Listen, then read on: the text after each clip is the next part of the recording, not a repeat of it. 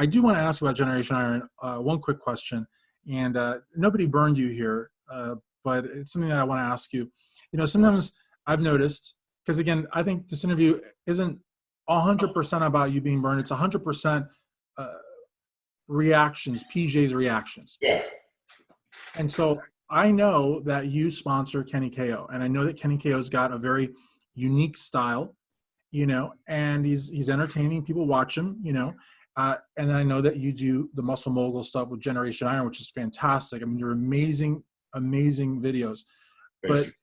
No, definitely. But you've been put at times in a kind of an awkward spot because you've got this guy that you sponsor and this network that you work with, and they're kind of at odds a little bit there.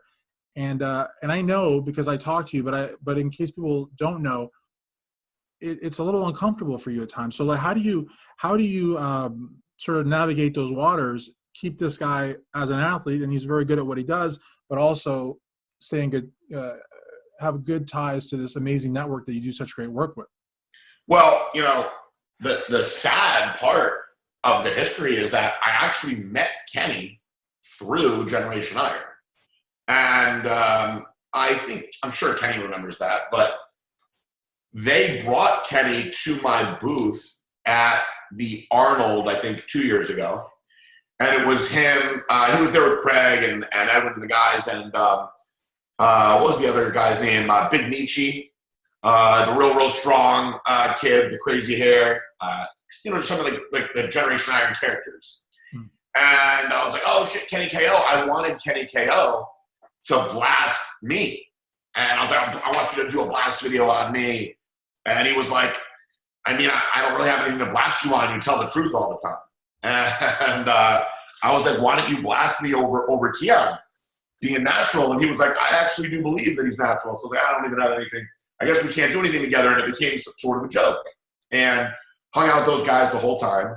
And I started paying a little bit more close attention to his page after that. So I had said, you know what? Kenny should not be with this like weak ass company that he's with. He was with like Magnum, right? Like one of these like girly companies. No offense to all the girls out there, but I don't know. Like, so much trouble.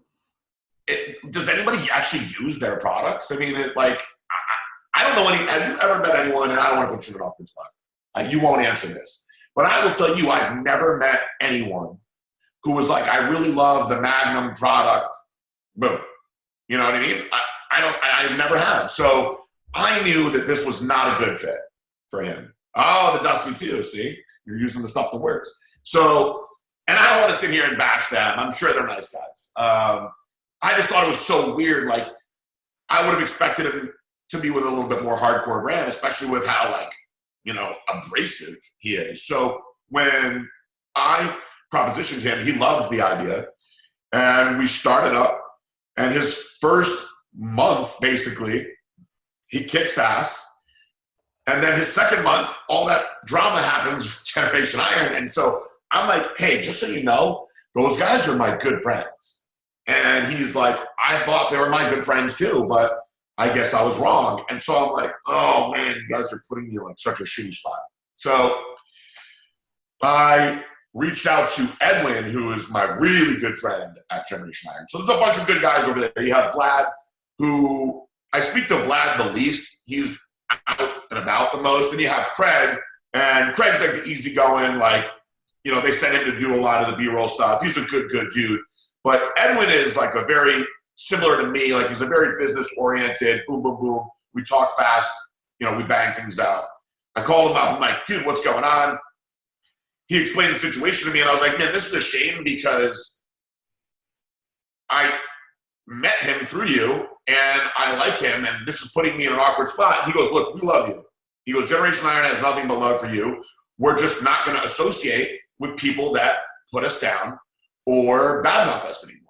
And I was like, fair enough. And so I reached out to Kenny, and I told him that.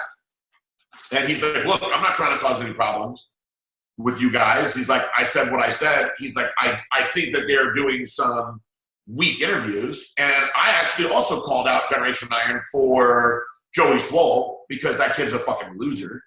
And they laughed. They were laughing at me calling him a loser and whatnot. So, I mean, I think that Generation Iron is a media network, right?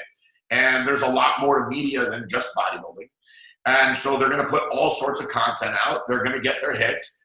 And Kenny KO is putting out, they're not puff pieces, you know what I mean? He's putting out some edgy shit. And unfortunately, that those two went at odds. I told Kenny, I'm not going to police you. You know, that's I said from the start, I'm not going to police what you're doing. If you put me in a position where I'm going to lose relationships, well, then I'm going to have to get involved. I don't believe I've lost any relationships over Kenny. I still talk to Edwin all the time. I consider him one of my very, very good friends.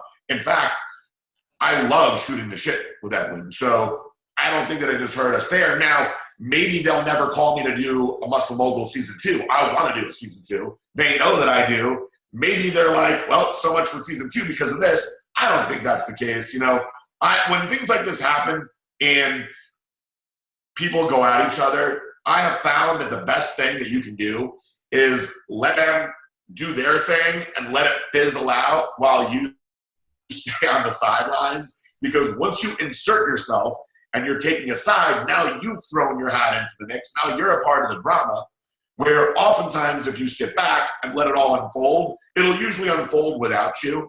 I'm not picking one side over the other. I don't think that's riding the fence at all. I honestly think that's being smart and letting men handle their battles together themselves. When one person jumps in and starts he said, she said on somebody else, you're just throwing more fuel to the fire and making things bigger than they need to be.